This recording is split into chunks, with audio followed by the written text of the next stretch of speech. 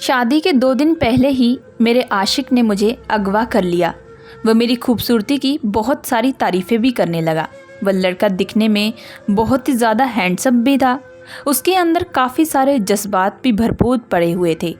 मैं बार बार अपने आप को छुड़ाने की पूरी कोशिश कर रही थी, लेकिन उसने मेरे हाथ पैर को अच्छे से बांध दिया था और कहने लगा कि तुम यहाँ से अब कभी भी भाग नहीं पाओगी और आज मैं तुम्हें अपना बनाकर ही रहूँगा। मैं बहुत ज़्यादा डर चुकी थी कि तभी वह मेरे करीब आया और धीरे धीरे मुझे सहलाने लगा। उसके छूते ही मेरे जो जज्बात थे वह बेकाबू होने लगे थे। मैं तड़पने लगी थी कि तभी उसने पूरे जोश के साथ मेरी चीखें निकाल दी। मेरा नाम गोरी है। मैं बचपन से ही बड़ी चुस्त और फुर्तीली लड़की थी। मोहल्ले में मेरे नाम की बड़ी ही चर्चा होती थी, क्योंकि मैं बचपन से ही बड़ी ही सुंदर थी और मैं अपनी सुंदरता को बरकरार रखने के लिए अपने चेहरे का खूब अच्छे से ध्यान रखती थी। मुझे बड़ा शौक़ था कि हर कोई मेरा दीवाना हो। मेरे बहुत सारे लड़के और लड़कियां भी दोस्त हैं। मेरे घर में मेरे माता पिता और एक मेरा बड़ा भाई रहता था, जिसकी शादी बहुत पहले हो चुकी थी। बढ़ती उम्र के साथ साथ मैं जवान होने लगी। अब मैं पहले के मुकाबले और ज़्यादा खूबसूरत हो चुकी थी। जब मैं कॉलेज पढ़ने के लिए जाया करती तो वहाँ पर मेरे बहुत सारे दोस्त बन चुके थे। हर कोई मुझे अपनी गर्लफ्रेंड बनाना चाहता था, लेकिन मेरा बस इतना ही शौक़ था कि हर कोई मुझे चाहे, मेरी खूबसूरती की तारीफ़ें करे। मैं किसी भी लड़के को ज़्यादा भाव नहीं दिया करती थी। मैं सिर्फ दोस्ती की हद तक ही उसे रखा करती थी। मेरी इन आदतों से अक्सर सहेलियाँ कहा करती कि लड़कियों को ज़्यादा लड़कों से दोस्ती नहीं करनी चाहिए, लेकिन तेरे तो एक दोस्त नहीं बल्कि अनगिनत दोस्त हैं। आखिर तू इतने लड़कों से दोस्ती क्यों रखती है? ज़्यादा लड़कों के साथ दोस्ती रखना सही बात नहीं। कहीं ये ना हो कि एक दिन तुझे कोई मुसीबत में पड़ जाए, क्योंकि हर लड़का तुझे पाना चाहता है और ये बात तू बेहतर तरीके से जानती है। अपनी सहेली की बात सुनते ही मैं ज़ोरों से हंसने लगी। मैंने कहा कि मेरा नाम गोरी है और गोरी किसी के हाथ भी नहीं आएगी। गोरी की ज़िंदगी में जो लड़का आएगा वह इन सब लड़कों से अलग होगा, और दूसरी बात, मैं अपने माता पिता के बताए हुए लड़के से ही शादी करूँगी। मेरे माता पिता जहाँ कहेंगे मैं वहीं शादी करूँगी। बस मैं शादी से पहले अपनी ज़िंदगी को खुलकर जीना चाहती हूँ। अब हर इंसान की अलग अलग ख्वाहिशें होती है, उसी तरह मेरी भी इसी तरह की कुछ ख्वाहिशें हैं जिन्हें मैं पूरा करना चाहती हूँ। इसमें अब मैं क्या कर सकती हूँ? कॉलेज में जितने भी लड़के थे वो मेरे दोस्त थे। उन सब की कहीं ना कहीं कोई गर्लफ्रेंड भी रह चुकी है, तो आखिर मैं इन लड़कों के साथ कैसे कोई दूसरा रिश्ता निभाऊं, क्योंकि यह खुद उस लायक भी नहीं है। मैं सिर्फ इन्हें अपना दोस्त बनाती हूँ और अपना दोस्त बनाकर ही रखना चाहती हूँ। इन्हें तरसाना चाहती हूँ कि ये मुझे अपना बनाने के लिए तड़पे। मेरी बस इतनी सी ख्वाहिश है। तभी मेरी सहेली कहने लगी कि वह तो ठीक है, लेकिन मेरी सहेली इसके आगे कुछ कहे। मैंने तभी उसे चुप करा दिया और बहाना मारकर बात को घुमाने लगी, क्योंकि मेरी सहेलियाँ बहुत ही दिल की अच्छी थी। वह मेरा बहुत ही अच्छा चाहती थी। इसी वजह से वह मुझे समझाने की पूरी कोशिश करती थी, लेकिन मैं बार बार रोज़ एक ही टॉपिक सुनकर बोर हो चुकी थी। मैं इस टॉपिक पर और बात नहीं करना चाहती थी, क्योंकि वह रोज़ ही मुझे यही सब कहा करती, जिस बात से मैं पूरे तरीके से पक चुकी थी। इसी तरह से समय बीतता जा रहा था और अब मेरे कॉलेज में बहुत सारे दोस्त भी बन चुके थे। कुछ दोस्त अच्छे थे और कुछ खराब दोस्त भी थे, लेकिन मुझे उन सब से बिल्कुल भी कोई लेना देना नहीं था।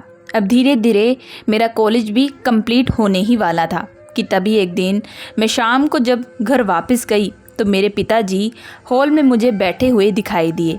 उनके हाथ में कुछ लड़कों की तस्वीरें भी थी और मुझे देखकर कहने लगे कि अच्छा हुआ बेटी, तुम आज जल्दी घर आ गई हो। मैं तुम्हारा ही कब से इंतज़ार कर रहा था। मैं तुम्हें एक बात बताना चाहता हूँ। पिताजी की बात सुनकर मैं गौर से उन्हें देखने लगी और तभी उनके बगल में जाकर बैठ चुकी थी।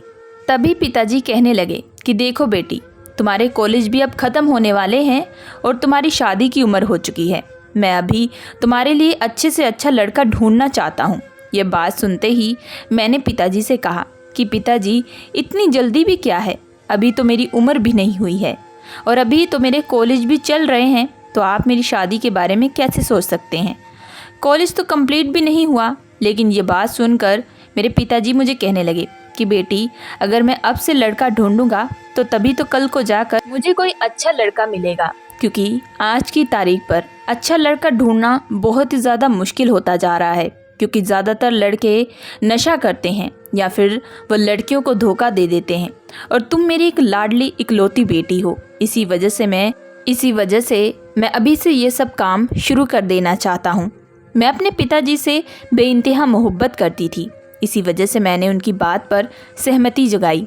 मैंने कहा कि आप जैसा चाहते हैं मैं वैसा ही करूँगी। उसके बाद मैं अपने कमरे में आ गई थी। कमरे में आते ही मेरे फ़ोन की घंटी बार बार बजने लगी थी। जब मैंने फ़ोन उठाया तो दूसरी तरफ कोई आवाज़ नहीं आ रही थी। जब मैं नंबर पर ध्यान दिया तो देखा कि यह मेरी कॉलेज की ही एक दोस्त थी। मैंने इतने दोस्त बना लिए थे कि मुझे याद ही नहीं आता कि कौन सी वाली यह मेरी दोस्त थी। मैंने सोचा कि चलो शायद कोई नेटवर्क प्रॉब्लम होता होगा, जब उसे ज़रूरत होगी तो बाद में वह मुझे कॉल भी कर लेगी।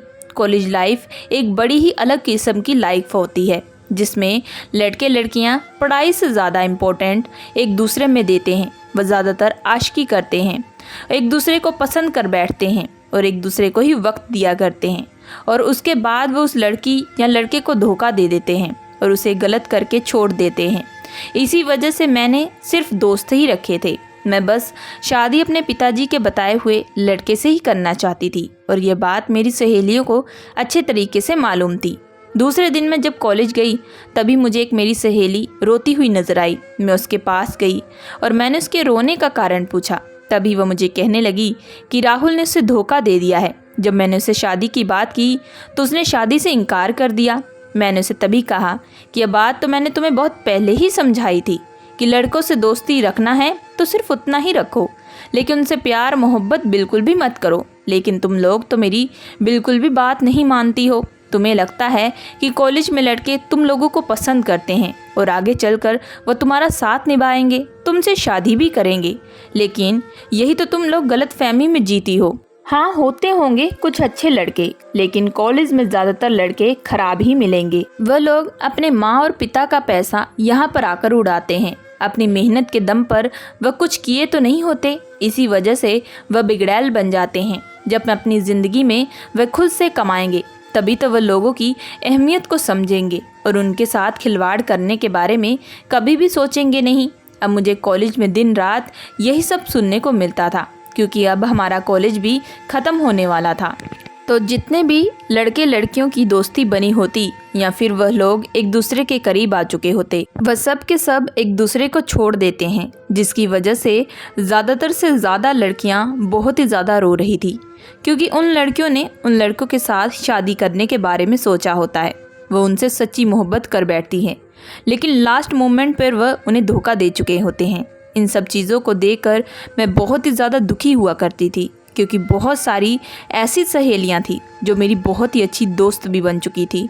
उन दिनों तो उन्होंने कभी मेरी बात को समझा ही नहीं होता था, लेकिन आज वह कहती हैं कि गोरी, जो तुम हमेशा कहती थी वह हमेशा सही कहा करती थी।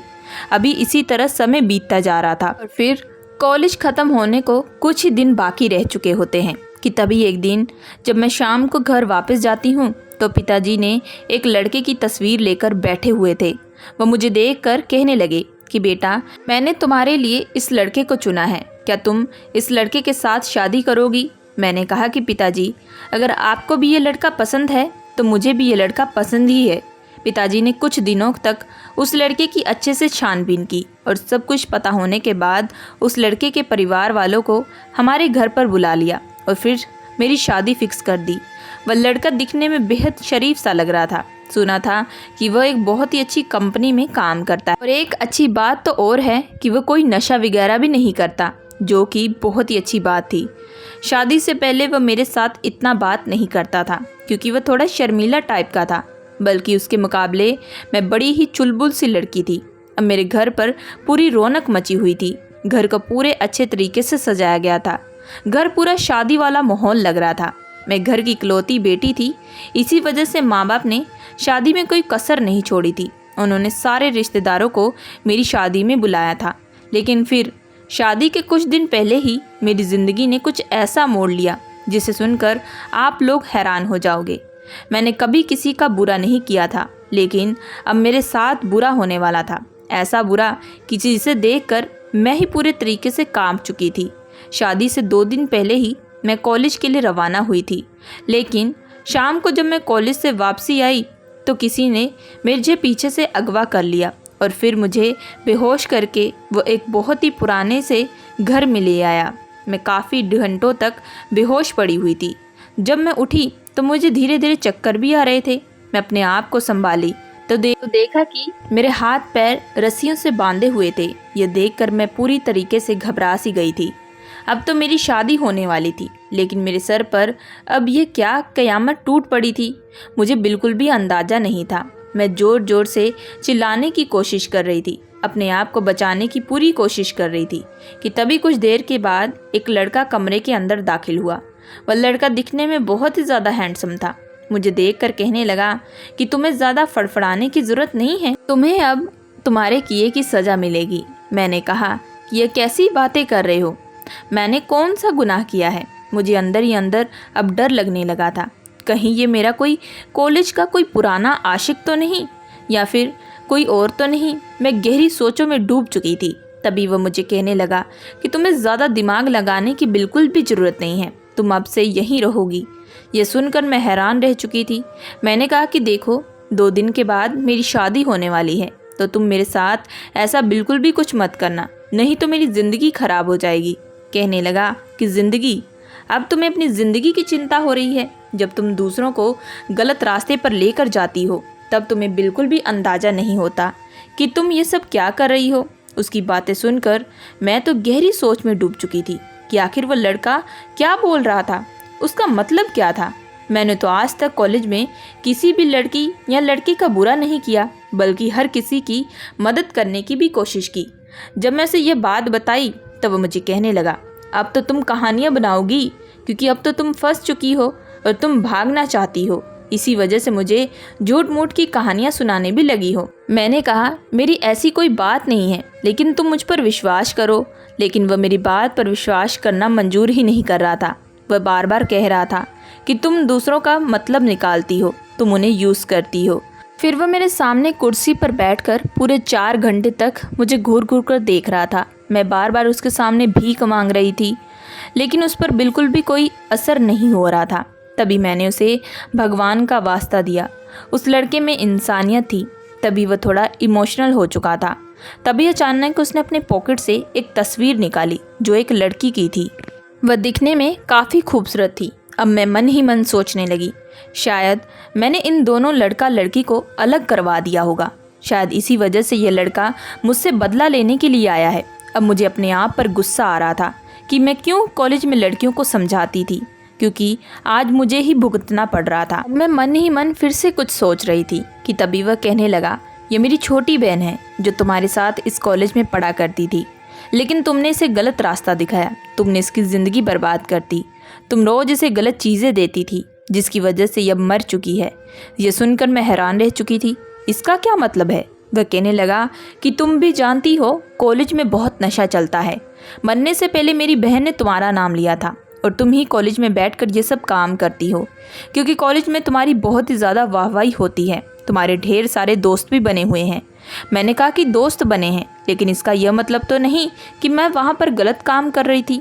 तुम जो बोल रहे हो कॉलेज के बारे में, हाँ वहाँ पर ये सब होता है, लेकिन इसमें मेरा कोई कसूर नहीं, यकीन मानो। तभी मैंने पूछा, तुम्हारी बहन का नाम क्या था? जब उसने अपनी बहन का नाम पूजा बताया तो ये सुनकर मेरे होश उड़ चुके थे, क्योंकि पूजा से मेरी दूर की दोस्ती थी। वह कभी कदार हम दोनों बात कर लिया करते, लेकिन पूजा के साथ जो हुआ था उसमें मेरा कोई कसूर नहीं था।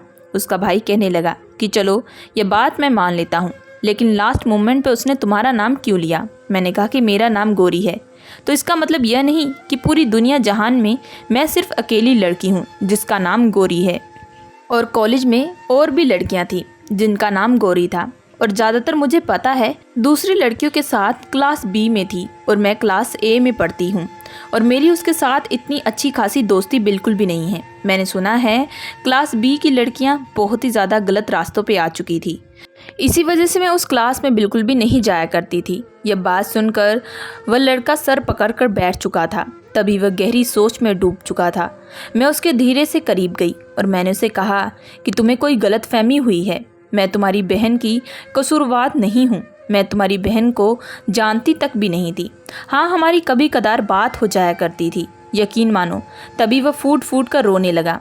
वह उसका भाई था और मुझे भी पता था कि उसे तकलीफ़ हो रही है। उसके जाने का उसे काफ़ी ज़्यादा दुख भी हो रहा था।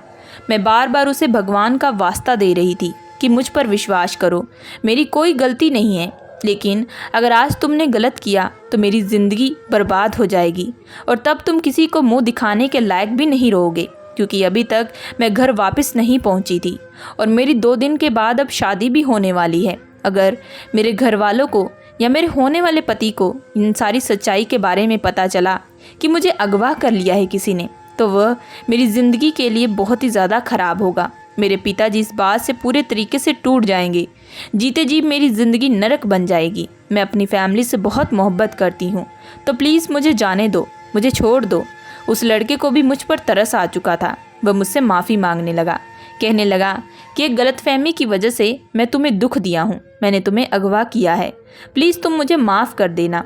वह लड़का बहुत अच्छा था, लेकिन अपने बहन की खातिर वह इस रास्ते पर आ चुका था। वह खुद मुझे घर के बाहर तक छोड़ कर आया था। मैं दौड़ती हुई तभी घर के अंदर पहुंची।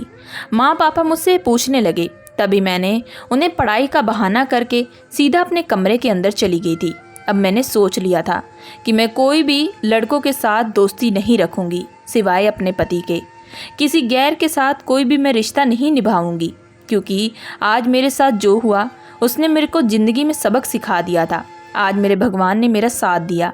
मैं अपने भगवान का शुक्रिया अदा कर रही थी। 2 दिन के बाद मेरी शादी हो चुकी थी। मैं खुशी खुशी अपने पति के साथ रहने लगी थी। मैंने जितने भी कॉलेज में दोस्त बनाए थे उन सबको अपनी ज़िंदगी से हमेशा हमेशा के लिए ख़त्म कर दिया था और अब अपने पति के साथ खुशी खुशी सादगी के साथ ज़िंदगी बिताने लगी थी। तो दोस्तों, अगर आप लोगों को ये कहानी पसंद आई है सो प्लीज़ हमारे चैनल को लाइक एंड सब्सक्राइब जरूर करिएगा एंड बेल आइकन का बटन जरूर दबाइएगा।